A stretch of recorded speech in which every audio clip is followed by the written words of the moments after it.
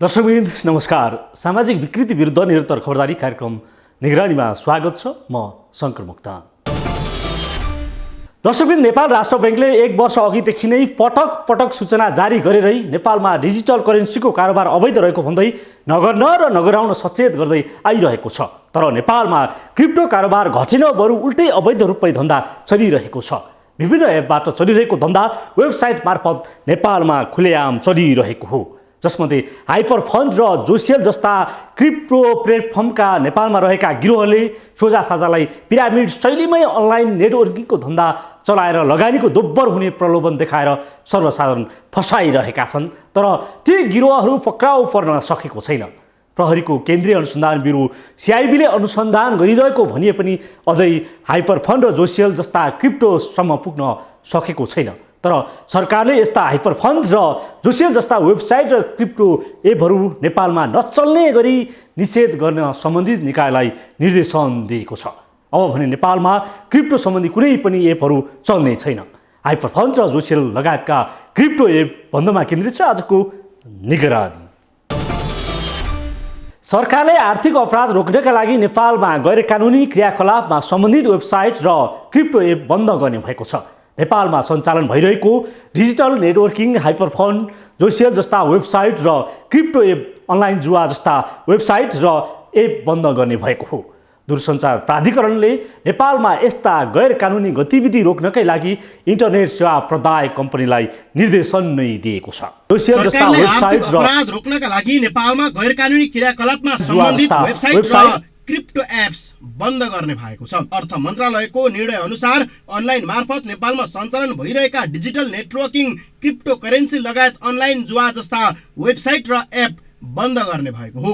दूरसञ्चार प्राधिकरणले नेपालमा यस्ता गैर कानुनी गतिविधि रोक्नलाई इन्टरनेट सेवा प्रदायक कम्पनीलाई निर्देशन नै दिएको हो। यो नेपाल दूरसञ्चार प्राधिकरणले इन्टरनेट सेवा प्रदायक कम्पनीहरूलाई निर्णय कार्यान्वयन गर्न लेखिएको पत्रमा सञ्चार तथा सूचना मन्त्रालयको पत्र अनुसार अनलाइन प्रविधि मार्फत हुने crypto currency, bitcoining, hyper fund networking, online जुवा जस्ता गैर कानुनी क्रियाकलाप गर्न तथा आर्थिक अपराधसँग सम्बन्धित वेबसाइट, एप नेपालभित्र सञ्चालन र व्यवस्थापन गर्न नपाउने गरी निषेध गरी कालो सूचीमा राख्न व्यवस्था गर्न निर्देशन दिएको हो। अब नेपालमा गैर कानुनी रूपमा क्रिप्टोका साइट र एपहरू सबै बन्द हुनेछन्। त्यसो त online networking, crypto currency, hyper fund लगायत कारोबार नियन्त्रण गर्न अर्थ मन्त्रालयले सहसचिवको नेतृत्वमा उच्च स्तरीय कार्यदल नै गठन गरेको छ। उच्च स्तरीय कार्यदलको प्रतिवेदन अन्तिम चरणमा पुगेको छ। फागुन 3 गते समितिको पहिलो बैठक बसेको थियो। त्यस बैठकले समितिमा रहेका सबै देशभित्र क्रिप्टो करेन्सी, अनलाइन लगायत विषयमा सुझावदेखि नियन्त्रणका लागि आवश्यक सुझाव मागेको थियो। लिखित, मौखिक र अन्य जानकारीबाट प्रतिवेदन लेखन अन्तिम चरणमा पुगेको जनाइएको छ। अर्थ मन्त्रालयका सहसचिव भूपाल बरालको नेतृत्वमा समिति गठन भएको थियो। सहसचिव बरालको नेतृत्वमा गठन भएको समितिमा राष्ट्र बैंक, राष्ट्रिय अनुसन्धान विभाग, राजस्व अनुसन्धान विभाग, कानुन मन्त्रालय, दूरसञ्चार प्राधिकरण, नेपाल प्रहरीका एक जना प्रतिनिधि छन्। राष्ट्र बैंक, नेपाल प्रहरीको केन्द्रीय अनुसन्धान ब्युरो CIB ले क्रिप्टो लगायत अन्य अनलाइन नेटवर्किङ, हाइपर फन्ड र जोसियल प्रतिबन्धित भएकोले नगर्न अनुरोध गर्दै आएको छ। क्रिप्टो करेन्सीको अलिकति विस्तार भयो र क्रिप्टो करेन्सीको चाहिँ भ्यालुएसन बढ्दै गयो भन्ने जुन संसारमा सूचनाहरू आए, यसले गर्दाखेरि संसारमै रहेका केन्द्रीय ब्याङ्कहरूले digital currency, central bank digital currencies, जसलाई हामीले CBDC भनेर सर्टमा बुझ्छौँ, यो CBDC को सन्दर्भमा अध्ययन अनुसन्धानहरू सुरु भइसकेका छन्। र यो एसियन मुलुकहरूमा पनि जस्तो सिङ्गापुरले ब्याङ्क डी फ्रान्सको सहयोगमा होलसेल CBDC उहाँहरूले टेस्ट गरिसक्नु भएको छ र सक्सेस प्राप्त गरिसक्नु भएको छ। त्यस्तै गरेर चीनको सेन्ट्रल ब्याङ्कले चाहिँ 2023 सम्ममा CBDC ल्याइसक्ने उहाँहरूले नोटिस दिइसक्नु भएको छ, विज्ञप्ति जारी गरिसक्नु भएको छ। त्यसै गरेर सार्क स्तरमा हामीले केही गर्न सक्छौँ कि भनेर चाहिँ सार्क स्तरीय गभर्नर्स ग्रुप मिटिङमा सेन्ट्रल ब्याङ्क डिजिटल करेन्सी सन्दर्भमा अध्ययन गर्ने भनेर चाहिँ एउटा अध्ययन टिम गठन भइसकेको अवस्था छ। र त्यसै गरी राष्ट्र ब्याङ्कको इन हाउस एउटा CBDC सन्दर्भमा एउटा अध्ययन गर्ने भनेर अध्ययन टोली गठन गरिसकेका छ। यसरी चाहिँ अहिले हाल हामी अध्ययनकै क्रममा छौँ। किन भन्दा क्रिप्टो करेन्सी भनेको मुलुकको विश्वको कुनै पनि कुनामा बसेर जसले पनि इस्यु गर्न सक्छ, क्रिप्टो करेन्सी जारी गर्न सक्छ। तर मुद्रा भनेको विषयवस्तु यस्तो हो, कुनै पनि मुलुकका केन्द्रीय ब्याङ्कहरूले मात्र जारी गर्न सक्छन्। सिङ्गल म्यान्डेट हुन्छ केन्द्रीय ब्याङ्कहरूलाई मुद्रा जारी गर्ने। त्यसकारणले यो केन्द्रीय ब्याङ्कको म्यान्डेट केन्द्रीय ब्याङ्कहरूले जो कसैलाई हस्तान्तरण अथवा प्रदान गर्न सक्दैनन् र यसै सिलसिलामा यो CBDC चाहिँ केन्द्रीय ब्याङ्कले मात्रै डिजिटली करेन्सी इस्यु गर्छ, जसले गर्दाखेरि नोट्सहरू करेन्सी नोट्सहरू छाप्ने, त्यसको ट्रान्सपोर्टेसन गर्ने, त्यसको ह्यान्डलिङ कस्ट, सेक्युरिटी फिचर्स हैन, त्यस्तै गरेर सेक्युरिटीको लागि चाहिने चार्जेसहरू यो सबैबाट हामी छुटकारा पाउँछौँ।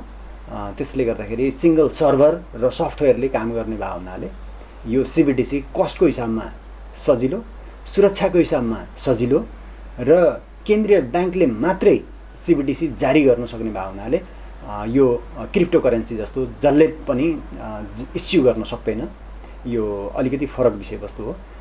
त्यस कारणले कि अहिले विश्वका केन्द्रीय ब्याङ्कहरू CBDC तर्फ अध्ययन अनुसन्धान गरिरहेका छन्।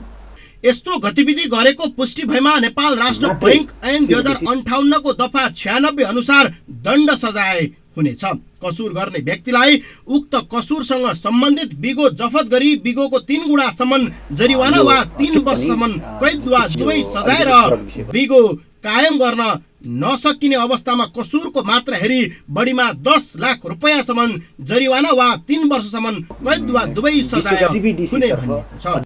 राजस्व अनुसन्धान विभागले झण्डै 47 करोडको माग दाबी सहित जिल्ला अदालत काठमाडौँमा मुद्दा दायर गरिसकेको छ। यी घटनालाई हेर्दा नेपालमा कति डरलाग्दो बन्दैछ क्रिप्टो करेन्सीको धन्दा भन्ने सजिलै अनुमान लगाउन सकिन्छ। यी त सामान्य नै हुन्। हाइपर फन्ड र जोसियल जस्ता डिजिटल प्लेटफर्मका माध्यमबाट डलरको कमाइ हुने भन्दै ठगी धन्दा बढ्दो छ, जहाँ लगानीको दोब्बर हुने भन्दै सर्वसाधारणलाई ठगिरहेको छन्। तर मुख्य गिरोहहरू पक्राउ गर्न सकिरहेको छैन, उनीहरू अझै आफ्नो धन्दा चलाइरहेका छन्। बिटकोइन, हाइपरफन्ड, नेटवर्किङ, अनलाइन जुवा लगायतका गैर कानुनी क्रियाकलाप गर्ने तथा आर्थिक अपराधसँग सम्बन्धित वेबसाइट र क्रिप्टो एप अब नेपालमा चल्दैन। तर यस्तै क्रिप्टोका नाममा ठगी गर्ने गिरोहहरू पनि खुलेआम हिँडिरहेका छन्। प्रहरीले पक्राउ गर्नै सकेको छैन। को हुन् त ती हाइपरफन्ड र जोसियलका गिरोहहरू? थप प्रसङ्ग जुट्नेछौँ एकैछिनको विश्रामपछि।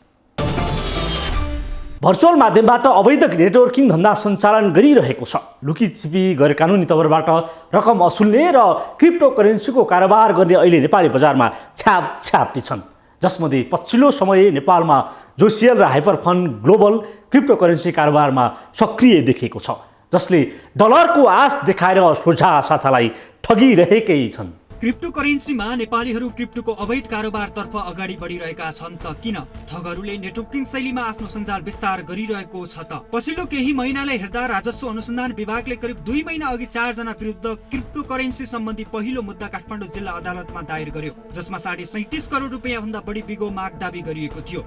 त्यस्तै विभागले फागुन 30 गते 9 करोड 74 लाख 69,983 रुपियाँ बिगो माग गर्दै 2 जना विरुद्ध मुद्दा दायर गरेको हो। मुरुङ रतुवामाई नगरपालिका 7 का 28 वर्षीय पुष्कर श्रेष्ठ र 23 वर्षीय विनिता लिम्बू छन्। उनीहरूले सामूहिक रूपमा mobile app 1xbet, Binance, ADB caps, Coinbase, Paxful प्रयोग गरी डलर विनिमय गरेको विभागको अनुसन्धानबाट खुलेको थियो। यी एपहरू विदेशी हुन्। ती एपबाट उनीहरूले अमेरिकी डलर सटही र क्रिप्टोमा लगानीकर्ताको रूपमा रहेर नेपालका बैंकबाट ठूलो रकम विनिमय गरिएको विभागको भनाइ छ। पुष्करले मेगा बैंकबाट 84,83,429, सिटिजन बैंकबाट 2 करोड 51,76,999, एनआईसी एसिया बैंकबाट 1 करोड 42,49,889 र राष्ट्रिय वाणिज्य बैंकबाट 2 करोड 36,62,539 गरी 7 करोड 57,71,558 रुपियाँ विनिमय गराएको हो। यस्तै लिम्बूले एनआईसी एसिया बैंकबाट 2 करोड 16,98,024 रुपियाँ विनिमय गराएको पाइएपछि विभागले मुद्दा दायर गरेको हो। नेपाल राष्ट्र बैंकले क्रिप्टो करेन्सी सम्बन्धी कुनै प्रकारको कारोबार नगर्न पटक पटक सूचना जारी गरी सचेत गर्दै आएको छ। तर क्रिप्टो कारोबार चलिरहेको छ। विभागले विभागले अहिलेसम्म दायर गरेको क्रिप्टो मुद्दालाई हेर्दा नेपालको विद्यमान कानुनले गर्न नपाइने जुन काम तोकेको छ त्यो अवैध काम भइरहेको छ। विभिन्न प्रलोभन देखाएर गिरोहले क्रिप्टोमा लगानी गर्न लगाइरहेका छन्। तर अब भने यी क्रिप्टोका र वेबसाइट र एप नेपालमा निषेध भएको छ। यसले अहिलेसम्म लगानी गरेका नेपालीको करोडौं रकम डुब्ने खतरा छ। क्रिप्टो करेन्सी भनेको भर्चुअल मुद्रा हो। यसको अस्तित्व अनलाइनमा सीमित रहन्छ। भौतिक रूपमा देख्न वा छुन नसके पनि यसको मूल्य तोकिएको हुन्छ। यस भर्चुअल मुद्राको कुनै केन्द्रीय बैंक हुँदैन, अर्थात् यसलाई नियमन गर्ने कुनै केन्द्रीय निकाय हुँदैन। संसारभरका कम्प्युटरहरूमा राखिएको डिजिटल रेकर्डका आधारमा यो सञ्चालन हुन्छ। नेपालमा त पछिल्लो समय नेटवर्किङ शैलीमै सोझालाई ललाई फकाई क्रिप्टोमा लगानी गर्न लगाइएको छ। सर्वसाधारणलाई गिरोहले फसाइरहेका छन्। नेपालमा अवैध रूपमा हाइपरफन्ड, ग्लोबल र जोसियलमा लगानी गर्नेहरू लाखौँ छन्। अब हाइपरफन्ड र जोसियल जस्ता साइट बन्द भएपछि सर्वसाधारणको करोडौं डुब्ने निश्चित छ। क्रिप्टोमा करोडौं डुब्दा यसका लिडरहरू विदेश भाग्छन् नै। अवैध रूपमै भए पनि लगानी गरिएका सर्वसाधारणको रकम फिर्ता गर्नकै लागि पनि यस्ता ठगहरूलाई पक्राउ गरिनुपर्छ। थप प्रसङ्ग जोड्नेछौँ एकैछिनको विश्रामपछि। क्रिप्टोको अवैध कारोबार किन गरिरहेको छ? किन ठगहरूले नेटवर्किङ शैलीमै आफ्नो सञ्जाल विस्तार गरिरहेको छ त? पछिल्लो केही महिनालाई हेर्दा राजस्व अनुसन्धान विभागले झन्डै 47 करोडभन्दा बढीको माग दाबीको बिगो राख्दै मुद्दा चलाएको छ। भर्चुअल माध्यमबाट अवैध नेटवर्किङ धन्दा सञ्चालन गरिराखिएको छ। लुकीछिपी, गैर कानुनी तवरबाट रकम असुल्ने तथा क्रिप्टो करेन्सीको कारोबार गर्ने अहिले नेपाली बजारमा छ्यापछ्याप्ती नै छन्। जसमध्ये पछिल्लो समय नेपालमा जोसियल र hyper fund global crypto currency कारोबारमा सक्रिय देखिएको छ। जोसियल र हाइपर फन्ड दुवै डिजिटल करेन्सीको कारोबार गर्ने कम्पनी हुन्। यी दुवै नेपालमा अहिले विभिन्न माध्यमबाट आफ्नो कारोबार विस्तार गरिरहेका छन्, जहाँ नेपाली पुँजी पलायन भइरहेको छ भन्ने नै हो भने नेपाली अर्थतन्त्रलाई नै चुनौती समेत दिइरहेका छन्। जो आफूलाई नेपालमा हाइपर फन्ड र जोसियल लिडर भन्दै सर्वसाधारणलाई ठग्दै आएको पाइएको छ। घर बसी बसी डलर कमाइ हुने भन्दै आफूलाई हाइपर फन्ड र जोसियल लिडर भएको भन्दै हिँड्नेहरू यिनै हुन्। 1 सन्तोष गौतम, 2 कृष्ण धिताल, 3 तेज गुरुङ, 4 माधव खनाल, 5 प्रभात सुवेदी, 6 प्रहलाद बोगटी, 7 मोदनाथ बेलबासे, त्यस्तै गोविन्द श्रेष्ठ, हीरा बहादुर बस्नेत, विनोद गौतम, धन्जु महतो, विनोद घिसिङ, तेपेन्द्र शिवाकोटी, अम्बिका डङ्गोल र विमल नेपाली जोसियलका नेपाली लिडरहरू हुन्। यी लिडरहरू भने दाबी गर्नेहरूले सोझा साझाको रकम कुम्ल्याउँदै भाग्न थालेका छन्। सरकारले नेपालमा यस्ता वेबसाइटहरू र एप्स बन्द गर्न इन्टरनेट सेवा प्रदायक कम्पनीहरूलाई निर्देशन दिइसकेको छ। तर सर्वसाधारणबाट करोडौं ठग्नेहरू पक्राउ परेका छैनन्। उनीहरू खुलेआम आफ्नो धन्दा चलाइरहेका छन्। जोसियल नामक डिजिटल मार्केटिङ कम्पनी जइमी मार्च भन्ने एकजना बेलायती नागरिकले बेलायतबाट चलाइरहेको पाइएको छ। जोसियल नामक कम्पनीको बजारीकरण नेपालमा गर्नेलाई सो कम्पनीले नेपाल सरकारको कुनै पनि निकायबाट कुनै प्रकारको सम्बन्धन लिएको छैन, न स्वीकृति नै। यो कम्पनीले न त नेपालमा कुनै आधिकारिक कार्यालयहरू सञ्चालनमा ल्याएको छ। जोसियलले नेपालमा खुलेआम गैर कानुनी अनलाइन नेटवर्किङ धन्दा चलाइरहेको छ। नेपालमा यस्तो गर्न पाइँदैन, यो गैर कानुनी हो। जोसियलले नै कुनै वस्तुको कारोबार गर्दैन, तर पिरामिड शैलीमा आफ्नो सञ्जाल भने नेपालमा रहेको गिरोहले विस्तार गरिरहेका छन्। हाइपर फन्ड ग्लोबल क्रिप्टो करेन्सीमा आधारित कम्पनी हो। सुरुमा $1000 लगाएर सदस्य बन्दा दैनिक $5 कम्पनीले थप दिन्छ। यो पनि भर्चुअल माध्यमबाट गरिने धन्दा नै हो। अहिले यो हाइपर फन्ड ग्लोबलले नेपालसँग रकम असुलिरहेको छ। यसमा पनि पैसाकै कारोबार हुने गरेको छ। नेपालमा बिटकोइनिङ र क्रिप्टो करेन्सीको कुनै कारोबार गर्न पाइँदैन, तर अवैध रूपमा करोडौंको रकम भर्चुअल माध्यमबाट कारोबार भइरहेको छ। डिजिटल करेन्सीका नाममा खुलेआम ठगी धन्दा भइरहेको छ। यी कम्पनीहरूले अनेकन झुटा आश्वासन देखाएर रकम असुल्ने गरेका छन्। डिजिटल करेन्सीको नाममा नेपालमा अवैध कारोबार गर्नेहरू कम्पनी भन्दा व्यक्ति नै रहेका छन्। यिनीहरू जो नेपालका लिडर सम्झिन्छन्, यिनीहरू न त कम्पनीले तोकेका नेपाल प्रतिनिधि हुन्, न त कुनै आधिकारिक व्यक्ति नै हुन्। हो, राजस्व अनुसन्धान विभागले दायर गरेको पछिल्लो मुद्दाले पनि नेपालमा क्रिप्टो करेन्सीको अवैध कारोबार भइरहेको छ भन्ने देखाउँछ। अझै डरलाग्दो रूपमा सुझा साझालाई डलर कमाई हुने भन्दै प्रलोभनमा रकम उठाइरहेका हाइपर फन्ड र जोसियल जस्ता क्रिप्टो प्लेटफर्मका नेपाली गिरोहहरूलाई पक्राउ गर्न सकेको छैन, जसले पिरामिड शैलीमै अनलाइन नेटवर्किङ धन्दा चलाइरहेका छन्, जहाँ सर्वसाधारणसँग अवैध रूपमा करोडौँ रकम उठाएका छन्।